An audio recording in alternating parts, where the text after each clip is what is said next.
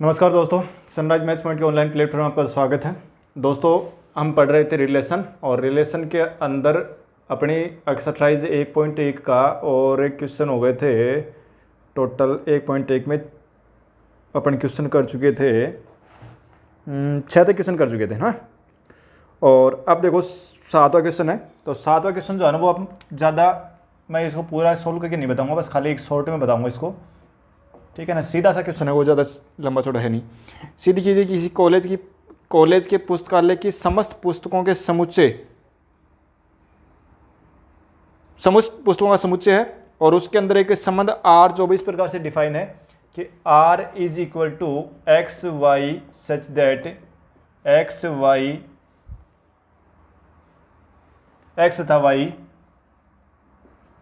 तथा वाई में पेजों की संख्या समान है।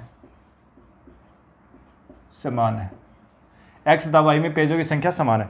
देखो ये क्या कह रहा है प्रश्न में कि एक पुस्तकालय के अंदर कुछ पुस्तकें रखी हैं, ठीक है ना। और उनमें दो पुस्तकों के अंदर एक्स और वाई दो पुस्तकें हैं, इनमें जो संबंध है वो ये है कि दोनों में पेजों की संख्या समान है।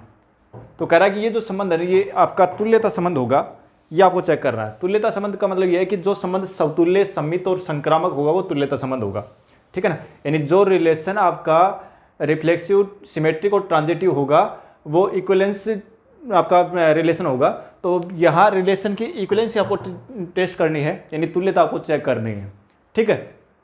तो तुल्यता चेक करने के लिए हम इसको समतुल्य चेक करेंगे। अब समतुल्य चेक करने के लिए देखो इसमें कुछ नहीं लिखना आपको कि x से खुद समतुल्य के लिए क्या था, खुद का खुद के साथ संबंध होना चाहिए। तो x से रिलेशन x से क्या होगा, मतलब x तथा x में पेजों की संख्या, मतलब दो पुस्तकें एक जैसी होगी। x प्रकार की दो किताब हैं और दोनों ही x प्रकार की किताब हैं। अब दोनों एक जैसी किताब है तो उनमें पेजों की संख्या समान ही तो होगी, ठीक है। तो ये समतुल्य हो जाएगा, मतलब x तथा x में पेजों की संख्या समान है, मतलब समतुल्य हो गया, ठीक है। फिर अगले में अगर हम सम्मित की चेक करेंगे तो सम्मित में क्या होगा कि x तथा y में पेजों की संख्या समान है, तो y तथा पेजों में भी x तथा y में पेजों की संख्या समान है, तो y तथा x में भी पेजों की संख्या समान ही होगी, ठीक है। तो इसमें भी कोई दिक्कत नहीं है भाई। x तथा y किताब को, चाहे y तथा x को, दोनों किताब तो दो ही हैं, वही किताब है तो उनमें दोनों में पेजों की संख्या समान है, ठीक है। तो ये आपका सिमेट्रिक हो जाएगा। फिर x तथा y में पेजों की संख्या समान है, y तथा z में पेजों की संख्या समान है, तो x और z में भी पेजों की संख्या समान होगी। तो ये जो रिलेशन है ये आपका क्या हो जाएगा, तुल्यता संबंध हो गया। मतलब ये संबंध जो है वो आपका सम्मित भी है, समतुल्य भी है, सम्मित भी और संक्रामक भी है। इसलिए ये जो संबंध है ये आपका कौन सा हो गया, तुल्यता संबंध हो गया, ठीक है। यही चेक करना था अपने को कि ये जो संबंध होगा वो एक तुल्यता संबंध होगा, ये अपने को चेक करना था, ठीक है। अब अपन बढ़ते हैं आगे और अब अपना क्वेश्चन है नेक्स्ट। और नेक्स्ट क्वेश्चन में क्या है देखो, तो ये क्वेश्चन तो हो जाएगा मेरे साथ, मैंने इसको पूरा नहीं किया, बस शॉर्ट में करवा दिया, ठीक है ना। और कर लेंगे, मैं आशा करता हूँ कि पर्सन तो आराम से कर लेंगे, ठीक है। 8th क्वेश्चन जो है ना उसमें क्या है, हाँ ये क्वेश्चन थोड़ा ठीक है, ठीक है। और इसमें कई चीज़ें पूछ रही है। देखो क्या कह रहा है कि सिद्ध कीजिए कि A एक सेट है जिसमें नंबर्स दे रखे आपको 1 2 3 4 और 5 ये दे रखे हैं, और एक इस सेट के ऊपर एक रिलेशन डिफाइन है, वो ये है कि x A और B, मतलब A और B दो एलिमेंट होंगे और उनमें जो रिलेशन वो क्या होगा कि दोनों का जो डिफरेंस है उसका परिमाण mode of A minus B सम संख्या है, सम है, ठीक है। तो सबसे पहले तो अपने ये कह रहा है कि आपको क्या चेक करना है, द्वारा प्रदत्त संबंध R एक तुल्यता संबंध होगा। पहले तो ये चेक करो कि ये एक इक्विवेलेंस से आपका रिलेशन होगा, मतलब तुल्यता संबंध इसको चेक करना है, ठीक है। फिर आगे कुछ और दे रखा वो बाद में देखेंगे। तो पहले हमें इसकी तुल्यता चेक करनी है, मतलब ये संबंध जो है वो तुल्यता संबंध होगा। तुल्यता कब होगा, जब ये समतुल्य हो, सम्मित और संक्रामक हो। तो सबसे पहले हम चेक करते हैं समतुल्य के लिए। अब देखो एक चीज़ तो ये है कि यहाँ पर अगर ऐसा कर ले हम कि या देखो ए में जो एलिमेंट है वो लिमिट के हैं, मतलब 5 एलिमेंट दे रखे हैं, तो हमें जो R है उसको रोस्ट रूप में लिख सकते हैं। तो पहले हम रोस्ट रूप में लिख लेते हैं R को, ताकि हमें सोल्व करने में आसानी रहे, ठीक है। देखो A और B में क्या है रिलेशन, ये कि दोनों का जो डिफरेंस आएगा वो एक सम संख्या आएगा। मतलब एक तो ये हो गया खुद का खुद से निकाल लो, मतलब एक का एक से निकालेंगे तो एक का अगर एक में से घटाओगे तो दो आएंगे, सॉरी एक को एक में से घटाओगे जीरो आएगा, जीरो एक सम संख्या है। फिर 2 को 2 से घटाओगे तो सम संख्या आएगा, 3 का घटाओगे तो भी सम संख्या आएगी 4 4 5 5। एक तो ये हो गया, ठीक है। अच्छा अब और देखो, एक में से 2 घटाएंगे तो 1 आएगा, माइनस का 1 आएगा, मॉडुलस लगाओ तो प्लस कर दिया, कोई दिक्कत नहीं है। मतलब 1 और 2 का अंतर विषम संख्या, 1 और 3 का अंतर सम संख्या आएगा। हमें देखना है सम संख्या आनी चाहिए, 1 और 3, फिर 1 और 4 का भी सम आएगा अंतर, और 1 और 5 का सम संख्या आएगा, 1 और 5 ले लो, ठीक है। फिर आ जाओ 2 और 3 का विषम संख्या, 2 और 4 का कितना हो जाएगा, 2 और 4 का सम संख्या आएगा, फिर 2 और 5 का विषम संख्या आएगा, ठीक है। फिर 3 और 4 का अंतर जो है वो क्या आएगा, 1 आएगा, विषम संख्या है। 3 और 5 का सम संख्या आएगा, मतलब अंतर 3 और 5 का अंतर 2 आएगा, वो भी क्या है, सम संख्या है, ठीक है। और 5 का तो 5 के साथ ही आएगा, वो हम लिख चुके पहले। मतलब ये है कि अगर इस रिलेशन को आप रोस्टर रूप में लिखोगे तो ये एलिमेंट आएंगे इसमें, ठीक है। अब आ जाओ आप समतुल्य के लिए। तो समतुल्य के लिए तो क्या है, समतुल्य के लिए देखो प्रत्येक ए, चाहे मतलब इसमें से कौन सा भी लो आप, 1 2 3 4 5 कोई भी मान लो, 1 1 भी है, 2 2 भी है, 3 3 भी है, 4 4 भी है, 5 5 भी है, मतलब खुद के प्रत्येक अवयव का खुद के साथ संबंध है। तो प्रत्येक अवयव का खुद के साथ संबंध हो तो वो समतुल्य संबंध होता है, ठीक है। तो क्या करोगे आप कि प्रत्येक ए बिलोंग्स टू ए के लिए, प्रत्येक ए बिलोंग्स टू ए के लिए ए जो है मतलब खुद के साथ संबंध है, इसलिए आर क्या है, आर समतुल्य है, समतुल्य। ये हमने देख लिया कि भाई ए का मान अगर 1 ले तो 1 1 भी है, 2 2 भी है, 3 3 भी है, 4 4 भी है, 5 5 भी है, मतलब समतुल्य तो है। अब आ जाओ सममित में। सममित, अब देखो सममित के लिए चेक करो आप। अब एक देखो एक चीज और है, यहाँ देखो मैंने 1 3 भी लिखा है, और देखो और भी आएंगे, इनका उल्टा भी तो आ सकता है। मतलब 3 1 का अंतर करेंगे तो वो भी क्या आएगा, 3 और 1 का अंतर करेंगे ना, तो 3 में से 1 घटाओगे तो भी क्या आएगा, 2 आएगा। मतलब चाहे 1 में से 3 घटाओगे तो -2 आएगा, उसका मोड करें तो सम आएगा, ठीक है। 3 में से घटाओगे तो 2 आएगा, तो ये भी आएगा इसमें। वो लिख 5 1 ये भी लिखो, और 4 2 और 5 3 ये भी लिखो, ठीक है। ये भी आएंगे, ये एलिमेंट भी इसमें आएंगे, ठीक है। अच्छा अब देखो, आप देखो कि 1 और 3 विद्यमान है तो 3 और 1 भी है, 1 5 है तो 5 1 भी है, 2 4 है तो 4 2 भी है, 3 5 है तो 5 3 भी है। मतलब ये हुआ कि ए और बी में जो संबंध है वही संबंध बी और ए में भी मिल रहा है, ठीक है। तो देखो समित के लिए क्या हो जाएगा कि आपके पास क्या है कि ए और बी हमने 2 एलिमेंट लिए जो कि किससे हैं, ए से। देखो ए और बी, जैसे मान लो कि 1 और 3, ए का मान 1 और बी का मान 3 हो तो बी और ए भी आपको मिल रहा है, ठीक है ना। अगर ए का मान 1 बी का मान 5 हो तो बी और ए भी आपको मिल रहा है। अगर ए का मान 2 और बी का मान 4 हो तो 4 और 2 भी मिल रहा है, ठीक है। तो हमने क्या लिया कि ए और बी बिलोंग्स टू ए के लिए ए और बी 2 ए से एलिमेंट लिए, और ए और ए में बी में रिलेशन जो वो क्या है, mod of A minus B जो है वो एक सम संख्या है, ठीक है। या यूं कह दो कि के लिए आपको दिख रहा है यहाँ कि ए बी आर में बिलोंग कर रहा है, तब बी जो है वो भी आर में बिलोंग कर रहा है, ठीक है ना। बी ए मतलब ए का जो बी से संबंध है ना, वही संबंध आपका बी का ए से भी है, तो इसलिए आर क्या हो गया, सम्मित हो गया। मतलब देखो क्या हुआ कि ए और बी हमने 2 एलिमेंट लिए ए से, ठीक है। ए और बी हमने 2 एलिमेंट लिए, उन दोनों के अंदर जो संबंध है ए और बी दोनों के आपस में संबंधित हैं, तो वही संबंध। जैसे मान लें कि हमने ए बराबर 1 और बी बराबर 3 लिया, तो 1 और 3 में संबंध है, तो 3 और 1 में भी है, ठीक है। तो ये क्या हो जाएगा, आपका सम्मित संबंध हो जाएगा। तो ये आर क्या हो गया कि सम्मित संबंध है, इसलिए आर सम्मित है। अब आ जाओ संक्रामक के लिए। संक्रामक, अब संक्रामक में देखो 1 और 3 और 3 और 5, ये 1 3 ए बी, ये ए हो गया, ये बी हो गया, ये बी और ये सी। देखो ए बी में भी संबंध है, बी और सी में भी है, तो ए और सी में 1 5 में है क्या, है। फिर आप लेके चलो कि अगर हम 2 4 लें, 2 4 ले लिया और 4 का 2 से है, तो फिर 2 का 2 से भी है क्या, ये रहा, ठीक है। अगर हम 1 5 लें, 5 का 1 से है, तो 1 का 1 से भी है क्या, ये रहा, ठीक है। और फिर अगर 3 का 5 से, 5 का 3 से, तो 3 का 3 से भी है क्या, ये रहा। और 1 का 3 से, 3 का 1 से, तो 1 का 1 से भी है क्या, ये रहा। मतलब ये हुआ कि इसमें से कोई भी आप ऐसे, क्योंकि यहाँ देखो ए और ए बी सी के कोई भी 2 के मान एक जैसे हो सकते हैं, ठीक है। जैसे मान लो कि आपने ए बराबर तो ये ले लिया ए, ठीक है, और ये बी हो गया और ये सी हो गया, सी का मान भी हमने एक ले लिया। तो देखो ए बी में है वही संबंध है, वही संबंध बी और सी में है, तो वही संबंध ए और सी में भी है क्या, ए का मान भी एक है, सी का मान भी एक है, ये रहा एक एक, है ना। तो इसका मतलब ये हुआ कि ये संबंध जो है वो क्या हो गया आपका संक्रामक संबंध भी है। बस इस प्रकार से आपको चेक करना है इनमें, ये ध्यान रखना है, ठीक है। तो क्या लिखोगे कि प्रत्येक ए बी सी, प्रत्येक ए बी सी, ये कर लो कि ए बी सी, यदि ए बी सी बिलोंग कर रहे में, तब ए रिलेशन बी, मतलब ए और बी का जो संबंध है ना, ए रिलेशन बी मतलब ए माइनस बी, चलो यूँ नहीं लिखो तो इतना कर लो कि तब ए और बी जो वो आर में बिलोंग कर रहा है तथा बी और सी आर में बिलोंग कर रहा है, तो उस स्थिति में ए और सी जो है वो भी आर में बिलोंग कर रहा है, ठीक है। इसका मतलब संक्रामक है। उदाहरण मैंने बता दिया कि अगर आप जैसे हमने ले लिया कि ए बराबर ले लिया 1, बी बराबर ले लिया 5 और सी बराबर ले लिया वापस 1, तो देखो 1 और 5 भी बिलोंग कर रहे हैं आर में, ठीक है, और फिर 5 और 1 भी बिलोंग कर रहा है आर में, कर रहा ना। तो उस स्थिति में आप देखो कि 1 और 1 भी जो है वो भी आर में मिल रहा है, इसका मतलब आर क्या हो गया संक्रामक संबंध हो गया, ठीक है। अच्छा, ये सम्मित समतुल्य भी होगा, सम्मित भी होगा, संक्रामक भी होगा, इसका मतलब ये तुल्यता संबंध है, ठीक है।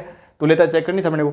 अब देखो इसमें आगे क्या कह रहा है, इसमें आगे ये कह रहा है कि अब ये कह रहा है कि प्रमाणित कीजिए कि 1, 3, 5 के सभी अवयव एक दूसरे से संबंधित हैं, ठीक है। ये क्या कह रहा है कि आगे ये कह रहा है कि 1, 3, 5 सभी अवयव आपस में संबंधित हैं। अब संबंधित हैं, देखो यह संबंध क्या दे रखा है कि दोनों का अंतर निकाले, दोनों का अंतर एक सम संख्या है, दोनों का अंतर और उसका परिमाण सम संख्या। तो हम जानते हैं कि भी दो विषम संख्याओं का अगर हम अंतर निकालेंगे, दो विषम संख्याओं का अंतर हमेशा सम संख्या होता है। तो देखो इसमें सारी विषम संख्या है, 1, 3, 5 विषम संख्या है, तो यहाँ ये लिखना है कि 1, 3, 5 यानी इस समुच्चय के सभी अवयव आपस में संबंधित हैं। क्यों?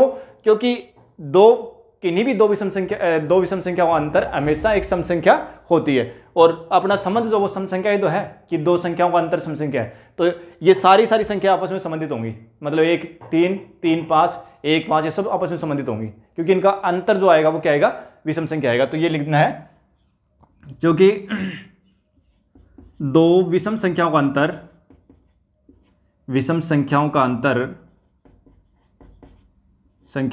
अंतर सदैव सम होता है, ठीक है। इसलिए समुच्चय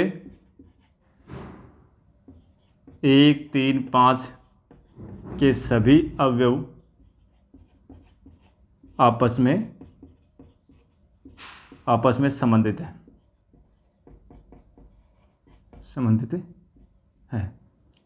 ठीक है। ये बात अपने लिखनी है। फिर आगे क्या कह रहा है, एक और दे रखा है, इसी प्रकार से एक और भी दे रखा है। आगे बात है क्या कह रहा है कि एक समुच्चय और दे रखा दूसरा, जैसे ये तो आपका समुच्चय ले लो, आप बी ले लो, ये तो बी दे रखा था, ठीक है। अब सी समुच्चय और दे रखा आगे, और उसमें लिमिट दे रखे 2, 4। साथ में ये भी कह रहा है कि परंतु और समुच्चय 2, 4 के सभी अवयव एक दूसरे से संबंधित है। समुच्चय ये सी जो है ना, इसमें क्या दे रखे हैं 2 और 4, तो कह रहा है कि इसके भी सारे अवयव आपस में संबंधित हैं। तो वही बात यहां लागू होती है कि दो सम संख्याओं का अंतर हमेशा सम संख्या आती है, दो विषम संख्याओं का अंतर हमेशा सम। देखो ध्यान रखें कि दो विषम संख्याओं का अंतर हमेशा सम, और दो सम संख्याओं का अंतर हमेशा सम संख्या। दो सम का अंतर तो सम ही आएगा, दो विषम का अंतर भी हमेशा सम ही आएगा, ठीक है। तो देखो ये दो सम संख्या तो यही लिखोगे क्योंकि दो सम संख्याओं का अंतर सदैव सम होता है, इसलिए समुच्चय 2, 4 के सभी अवयव आपस में संबंधित हैं। अच्छा, अब देखो आगे क्या कह रहा है। पहला हो गया तुल्यता संबंध, फिर कह रहा है कि दूसरी ये बात थी कि क्या इसके सभी अवयव संबंधित हैं, ये चेक करना है, और इसके सभी अवयव संबंधित है ये चेक करना। 3 प्रश्न हो गए। चौथा पार्ट इसमें क्या पूछ रहा है, साथ में कह रहा है कि तथा समुच्चय 1, 3, 5 तथा समुच्चय 2, 4 के आपस में संबंधित नहीं है, आपस में संबंधित नहीं है। ये कह रहा है कि एक सेट तो ये, दूसरा सेट ये, इसके जो एलिमेंट है ना वो आपस में रिलेटेड नहीं है। क्यों नहीं है भाई? ये इसलिए नहीं है क्योंकि अपने को पता है कि दो अवयवों का जो अंतर आ रहा है वो क्या रहा है कि इनके अवयवों का अगर अंतर निकाले तो वो क्या आना चाहिए, सम संख्या आनी चाहिए। अब देखो यहाँ तो है विषम संख्या और यहाँ है सम संख्या। अब यहाँ पर ये बात लिखनी है क्योंकि एक सम संख्या और एक विषम संख्या का अंतर हमेशा विषम संख्या आती है, ठीक है ना। एक सम और एक विषम, मतलब सम और विषम का अंतर हमेशा विषम आएगा।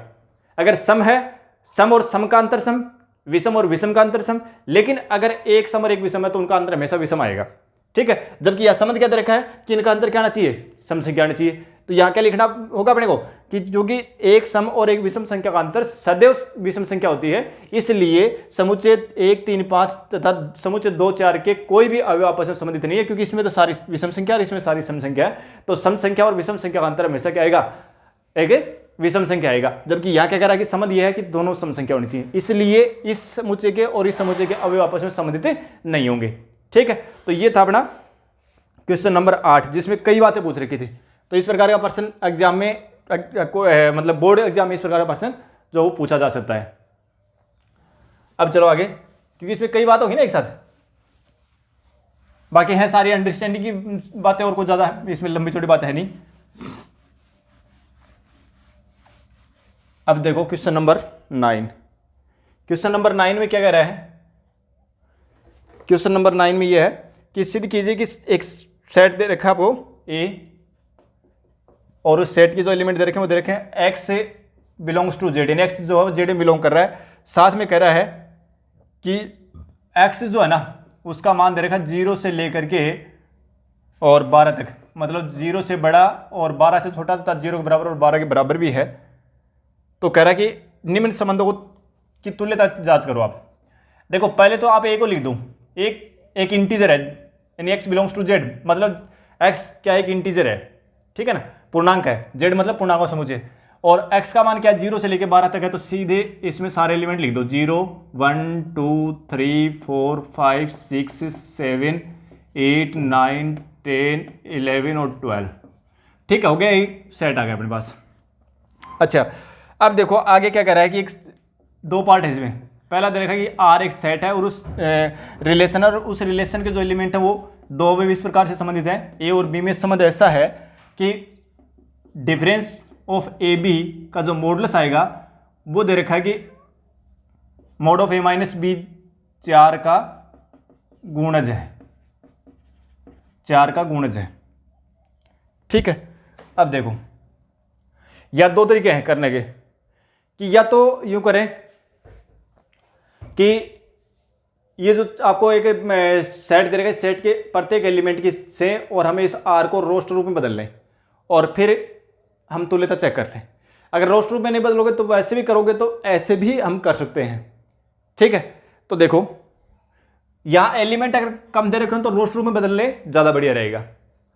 अब देखो एक चीज तो यह है कि हालांकि रोस्ट रूप काफी बड़ा आएगा इसका, ठीक है ना, तो मैं सीधा लिख देता क्योंकि रोस्ट रूप में क्यों आएगा बड़ा, क्योंकि प्रत्येक एलिमेंट खुद के साथ रिलेटेड होगा भाई। 0 का 0 माइनस 0 करोगे तो 0 आएगा, 0 4 का गुणज होता है क्योंकि 0 सभी संख्याओं का गुणज होता है, तो 0 4 का गुणज भी होता है, ठीक है। एक में से एक घटाओगे तो 0 आएगा, वो भी मतलब 4 का गुणज है, तो सारे लिखने पड़ेंगे। तो इसलिए हमें उससे बचने के बजाय सीधे आंसर देते हैं। देखो सबसे पहले हम चेक करते हैं समतुल्य। समतुल्य के लिए देखो क्या करें कि हमने एक एलिमेंट लिया किससे, ए से, ए में से कोई भी हमने कोई एलिमेंट ले लिया और अब हम देख रहे हैं कि ए रिलेशन ए देख रहे हैं। रिलेशन क्या है कि ए माइनस ए क्या होना चाहिए, 4 का गुणज होना चाहिए, ये देख रहे हैं, है ना। तो पहले ये निकालते हैं कि ए माइनस ए क्या आएगा, 0 आएगा, और 0 क्या है, 0 4 का गुणज है, क्योंकि 0 जो प्रत्येक संख्या गुणज होता है, गुणज है, ठीक है भाई। 0 तो सभी संख्याओं का गुणज होता है, तो ये 0 जो 4 का गुणज है। 4 का गुणज का मतलब ये होगा कि वे संख्याएं जिनके अंदर 4 का भाग जाता हो वो 4 के गुणज होंगे, ठीक है। तो 0 में 4 का भाग जाएगा। अच्छा तो इसलिए आर क्या हो गया, समतुल्य हो गया। फिर सम्मित, सम्मितता चेक करो, यानी सिमेट्रिक चेक करो इसको। तो क्या करेंगे, दो एलिमेंट लेंगे, ए और बी, हमने दो एलिमेंट ले लिए किससे, ए से। हमने देखा कि ए रिलेशन बी जो वो क्या है, mod of A minus B, और दे रखा अपने को क्या दे रखा है, 4 का गुणज है, ये कह रहा है प्रश्न में कह रहा है ना, कि ए और बी का जो अंतर है वो 4 का गुणज है। ए और बी में जो संबंध है वो ये है कि दोनों का अंतर 4 का गुणज है। अच्छा, अब हम निकालते हैं बी रिलेशन ए। बी रिलेशन ए निकालेंगे तो क्या करना है, बी में से ए घटाना है, ठीक है। और देखो अगर हम मॉडुलस के अंदर माइनस कॉमन ले लें, माइनस कॉमन लेंगे तो ए माइनस बी बनेगा क्या, ये मतलब क्या हुआ, और माइनस मॉडुलस वाली संख्या मॉडुलस अगर लगाओ तो वो क्या माइनस को प्लस कर देता है, तो ए माइनस बी, मतलब ये हुआ कि ए माइनस बी और बी माइनस ए जो है वो एक ही चीज़ है। इसका मतलब ये भी क्या हो गया, यानी वो mod of B minus A को हमने किस में चेंज कर दिया, यानी mod of B minus A वो है वो किसके बराबर आ गया, mod of A minus B के बराबर आ गया। ये बी माइनस ए था, ये ए माइनस बी हो गया, तो ये क्या हुआ 4 का गुणज है, ठीक है ना। अर्थात ए बी बिलोंग कर रहा है आर में, तो उस स्थिति में बी ए जो वो भी बिलोंग कर रहा है आर में, इसलिए आर क्या हो गया, सम्मित हो गया, ठीक है। अब आ जाओ संक्रामक के लिए, संक्रामक चेक करेंगे। तो संक्रामक में क्या करना है, संक्रामकता चेक करनी है, तो संक्रामक के लिए क्या करेंगे, 3 एलिमेंट लेंगे, ए बी और सी, जो कि हमने ए से 3 एलिमेंट ले लिए। अब देखो ए रिलेशन बी हम देखें, ए रिलेशन बी यानी ए का बी से संबंध अगर देखें तो वो क्या है कि mod of A minus B, A minus B का जो अंतर है वो क्या रहा है, 4 का गुणज, ये प्रश्न में दे रखा है, गुणज है, ठीक है। और बी रिलेशन ए सी जो है ना वो भी हम मान लेते हैं कि वो भी 4 का गुणज है, यानी मोड ऑफ बी माइनस सी जो है ना वो भी क्या है, 4 का गुणज है, ठीक है। अब चेक ये करना है कि ए रिलेशन सी आए वो भी 4 का गुणज है, यानी ए माइनस सी निकालें वो भी 4 का गुणज है, ये अपने को चेक करना है, ठीक है। तो अभी इसको चेक नहीं कर सकते, अभी नहीं लिख सकते इसको। अब देखो एक काम करता हूं मैं, इसमें ए माइनस बी और प्लस बी माइनस सी ऐसे करने तो क्या दिक्कत है, लिख सकते इसको, ठीक है। अब देखो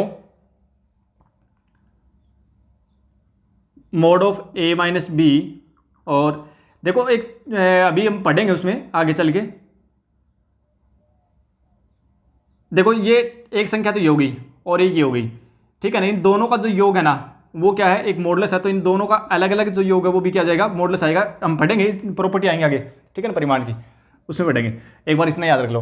अब देखो ए माइनस बी का मॉडुलस प्लस बी माइनस सी का मॉडुलस अलग अलग कर दिया। अब देखो ये क्या है, ए माइनस बी क्या है, 4 का गुणज, 4 का गुणज, 4 का गुणज, ठीक है। और प्लस बी माइनस सी ये भी क्या है, 4 का गुणज, ठीक है। अब ये 4 का गुणज है, ये भी 4 का गुणज है, ये भी 4 का गुणज है। अगर 4 के गुणजों का अगर योग करेंगे तो पूरी संख्या जो आएगी वो भी क्या आएगी, 4 का गुणज आएगी, मतलब 4 का गुणज। अगर इनका योग करेंगे ना तो वो भी क्या आएगा, 4 का गुणज। इसका मतलब आर क्या हो गया, यानी A relation C mod of A minus C है वो भी क्या आ गया, 4 का गुणज आ गया। अतः ये संबंध जो है वो क्या हो गया, संक्रामक भी हो गया। अब ये संबंध समतुल्य भी है, सम्मित भी और संक्रामक भी है, तो ये क्या हो गया आपका तुल्यता संबंध हो गया। अगर आप सीधा उससे निकाल दें तो उससे भी निकल जाता, आर को पहले रोस्ट रूप में लिख दें, 0 0 1 1 2 2 3 3 इस प्रकार से 12 13 तो ये आते। फिर क्या था कि 0 4 लेते, 0 और 8 लेते, 0 और 12 लेते, क्योंकि इनका अंतर क्या आएगा, 4 गुणा जाएगा। फिर 1 और 5 लेते, 1 और 9 लेते, और 1 और 1, बस 1 का तो 9 से और 5 से और 9 से संबंध होता। फिर 2 और 6 लेते, फिर 2 और 10 लेते, फिर 2 का और किससे होता क्या, हाँ बस इन्हीं से संबंध होता है। मतलब वो संख्या देखनी होती है जो 4 का गुणज होती है। तो फिर अगर उस तरीके से करके लेके आते तो इस आर में थोड़े से एलिमेंट जो मतलब 20-22 जो वो आते, तो फिर वो आर को लिख करके और फिर उसमें से अगर करते तो उस तरीके से भी हम कर सकते हैं, कोई दिक्कत नहीं है, तरीका एक ही है, चीज़ वही है। अब देखो इसमें आगे जो देखा ना, ये प्रश्न तो हम कर चुके हैं, इसमें पहला पार्ट तो ये था। सेकंड पार्ट जो है वो सेकंड पार्ट में ये कह रहा है कि ए और बी में संबंध ये है, ए और बी में संबंध ये है कि ए बराबर बी, ठीक है ना। ये हम कर चुके हैं, वहाँ पर A less than equal to B था, ठीक है ना, तो वो इसी तरीके से होगा, ये इसमें कोई दिक्कत नहीं है। ए बिलोंग्स टू ए लोगे तो ए बराबर ए, सत्यवाद है कि ए खुद के बराबर होता है, समतुल्य है। ए बराबर बी मतलब ए बराबर बी तो बी बराबर ए बी होगा, सम्मित। फिर ए बी सी लेके चलोगे, ए और बी में संबंध ए बराबर बी, फिर बी बराबर सी, बी और सी में संबंध बी बराबर सी, तो ए और सी में संबंध ए बराबर सी हो जाएगा, मतलब ये संक्रामक भी है। ठीक है, तो ये हो जाएगा आराम से, कोई दिक्कत नहीं है। फिर देखो 10 का जो प्रश्न है ना, ऐसे संबंधों के उदाहरण दीजिए जो, तो ये उदाहरण देने हैं। उदाहरण कोई भी बना सकते हो आप, ऐसे उदाहरण बना लो जो सम्मित, जो भी जैसी भी कंडीशन दे रखी है उसी तरीके से कोई भी उदाहरण बना के और आप कर सकते हो।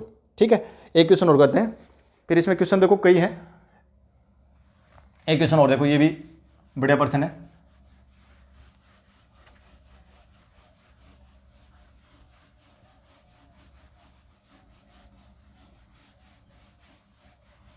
देखो क्वेश्चन क्या बना,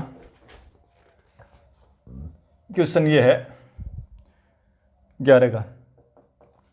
11 क्वेश्चन में क्या कह रहा है, सिद्ध कीजिए कि किसी समतल में स्थित बिंदुओं के समुच्चय में, समतल पर स्थित बिंदुओं का समुच्चय, ये साइड दे रखा है अपने को। ठीक है, साथ में जो रिलेशन दे रखा है वो ये दे रखा है कि दो बिंदु ले रखे हैं, उनमें जो संबंध है ना, किन्हीं भी दो बिंदु में संबंध वो ये है कि पी और क्यू दो बिंदु हो गए, और बिंदु पी की मूल बिंदु से दूरी,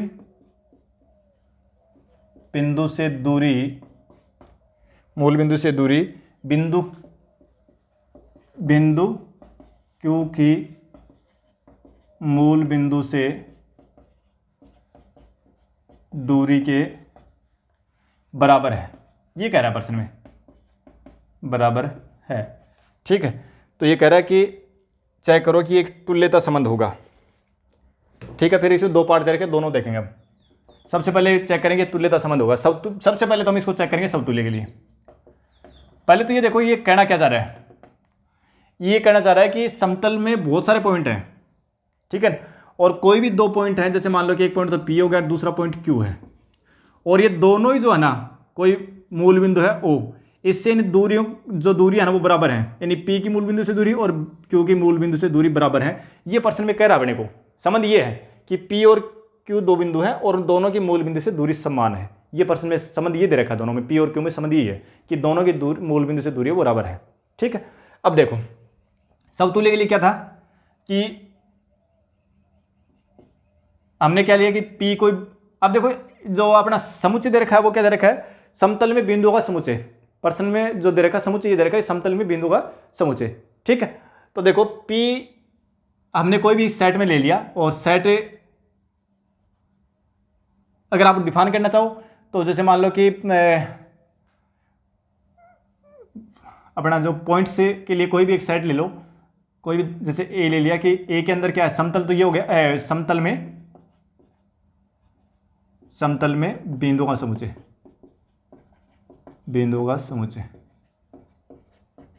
ये कह रहा है। ठीक है ना, समतल में कुछ बिंदु है और वो बिंदु ऐसे हैं जिनमें से कोई भी दो बिंदु उठाओ और उन दो बिंदुओं की जो है ना मूल बिंदु से दूरी बराबर है। प्रश्न में वही बिंदु वही है।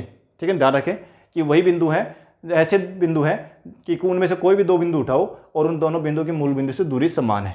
ठीक है, अब देखो समतुल्य के लिए हम क्या करेंगे कि भाई खुद से संबंध देखें, यानी पी की, तो एक ही बिंदु ले लें पी, तो देखो हमने क्या देखा कि पी रिलेशन पी देखें, पी रिलेशन पी।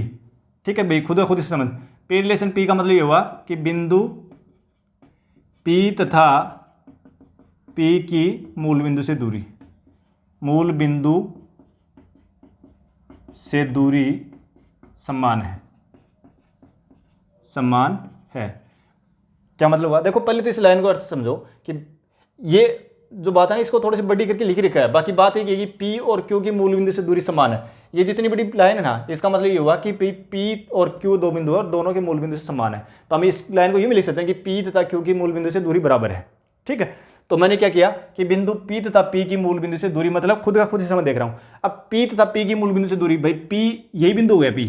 ठीक है, तो पी की मूल बिंदु से दूरी, चाहे इसको एक पी करो चाहे दो पी को, पी तो वही बिंदु है ना, तो हर स्थिति में मतलब क्या होगा, दूरी बराबर ही होगी। भाई एक ही बिंदु है तो एक बिंदु की तो मूल बिंदु से दूरी जो है ना, उसको चाहे मतलब, या यूं कह दो कि जैसे मान लो कि एक बिंदु ये ले लिया, दूसरा बिंदु आपने कोई यहां ले लिया पी।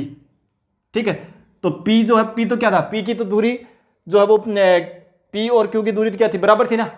ठीक है, तो ये दूरी जो है, मतलब पी जो है वो हर स्थिति में मूल बिंदु से क्या रहेगा, बराबर दूरी पर रहेगा। मतलब एक जैसा बिंदु पी हो गया। अभी बात ये है कि जो गुण पी में थे ना, वही गुण दूसरे पी में है। ठीक है ना। तो वो समान गुण वाले दो बिंदु हैं, तो वो दोनों बिंदु क्या होंगे, मूल बिंदु से बराबर दूरी पे तो होंगे, ठीक है। तो ये क्या हो गया कि P तथा P मूल बिंदु से दूरी समान है, अतः R क्या है, R समतुल्य है, ठीक है। फिर सममित में चेक करो, सममित में क्या है कि P रिलेशन Q जो है वो क्या दे रखा अपने को कि P तथा Q की मूल बिंदु से दूरी समान है। अब देखो Q रिलेशन P निकालें तो क्या आएगा, Q तथा P की मूल बिंदु से दूरी समान ही होगी, समान है। क्यों, क्योंकि देखो P तथा Q की मूल बिंदु से दूरी समान है। अब पहले P बोल रहे हैं, बाद में Q बोल रहे हैं, तो इनकी दूरी मूल बिंदु से ये दूरी बराबर है। तो अगर ये कह देगी कि Q और P की मूल बिंदु से दूरी बराबर है तो क्या दिक्कत होगी कि जितनी दूरी पर Q है उतनी दूरी पर P है, क्या दिक्कत होगी, बात तो वही है, बस केवल बोलने का तो फर्क हुआ, पहले P बोला बाद में Q बोला। इसमें दूसरी बार हमने Q को पहले बोल दिया, P को बाद में बोल दिया, क्या दिक्कत होगी, बात तो वही है। तो इसका मतलब ये संबंध क्या हो गया, अतः R क्या हो गया, सममित भी है, सममित है। अब आ जाओ संक्रामक में। संक्रामक चेक करने के लिए क्या करेंगे कि हम क्या करते हैं कि भाई दो बिंदु दिए हैं, ठीक है ना, एक तीसरा बिंदु और लेते हैं, और वो तीसरा बिंदु जैसे मान लो कि आपने ले लिया, ये ले लिया P Q और S ले लो, ठीक है ना, S पॉइंट और ले लिया कोई, ठीक है। अब देखो क्या कर रहा है कि भाई P रिलेशन Q अगर देखें तो P और Q में रिलेशन क्या है कि P तथा Q की मूल बिंदु से दूरी, मूल बिंदु से दूरी समान है, ठीक है। और Q तथा S की बात, ये बात भी मान लेते हैं कि भाई P और Q की दूरी समान है O से, तो हम ये भी मान लेते हैं कि Q और S की दूरी वो भी O से समान है, ठीक है। तो Q तथा S की मूल बिंदु से दूरी समान है। अब हमें देखना कि P और S में संबंध, अब सीधी सी बात है देखो कि P और Q की दूरी समान है, मतलब ये दूरी बराबर है, और ये कह रहा है कि ये दूरी और ये दूरी बराबर है, ये दूरी बराबर बता रहा है। ये बात बन ली है कि हमने S कोई बिंदु ऐसा लिया है कि जितनी Q की दूरी है O से उतनी S की दूरी है, ठीक है। अब देखो ये दोनों बराबर थे, ये दोनों बराबर है, मतलब ये हुआ कि ये Q जो है ना वो दोनों के बराबर है, तो इसका मतलब ये दोनों आपस में भी क्या होंगे, बराबर होंगे, ठीक है। तो P तथा P रिलेशन S जो है वो क्या हो जाएगा, P तथा S की मूल बिंदु से दूरी समान है, इसलिए R क्या हो जाएगा, संक्रामक संबंध हो जाएगा, ठीक है, R संक्रामक संबंध होगा। अब देखो आगे क्या कह रहा है, आगे ये कह रहा है कि पुनः सिद्ध कीजिए कि बिंदु P डज नॉट इक्वल 0 से संबंधित सभी बिंदुओं का समुच्चय P, देखो क्या कह रहा है, पुनः सिद्ध कीजिए कि P डज नॉट इक्वल 0, मतलब P जो है मूल बिंदु नहीं है, P क्या नहीं है, आगे देखो क्या कह रहा है, P does not equal to 0 0, मतलब P जो है ना वो मूल बिंदु नहीं है, ठीक है, P मूल बिंदु नहीं है। तो उस स्थिति में आगे क्या कह रहा है देखो,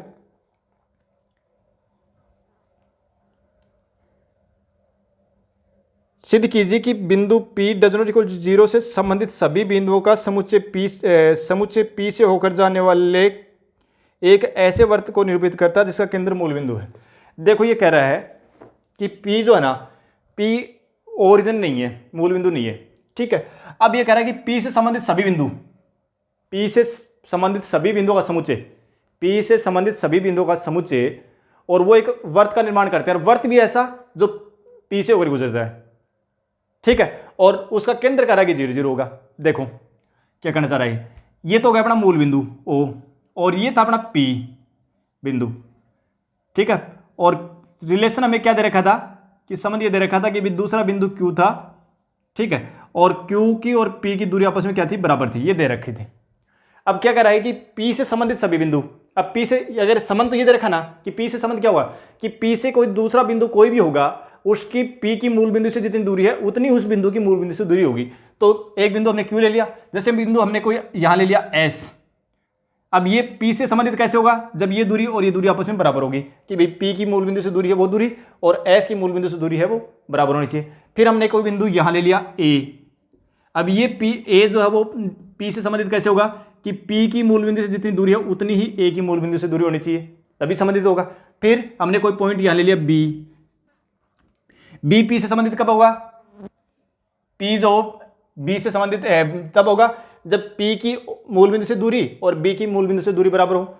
अच्छा, फिर हमने कोई पॉइंट सी ले लिया, ठीक है ना, ऐसे हमने कोई पॉइंट डी ले लिया, ऐसे हमने कोई पॉइंट एफ ले लिया, और ले लिया, कोई भी पॉइंट आप ले सकते हो ना, यहाँ कोई पॉइंट अपने जी ले लिया, यहाँ हमने कोई पॉइंट एच ले लिया।